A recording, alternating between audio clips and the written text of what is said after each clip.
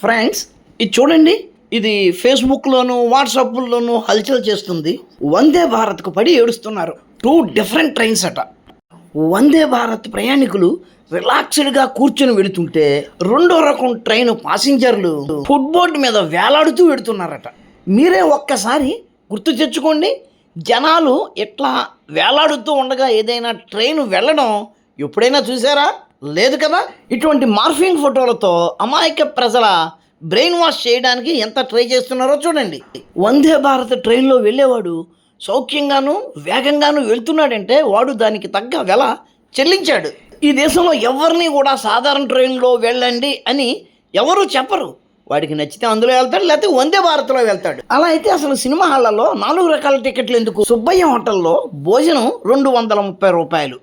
అదే భోజనాన్ని మీకు హైదరాబాద్లో 70-80 రూపాయలకు కూడా పెట్టించగలను. పిండి కొద్ది రొట్టె.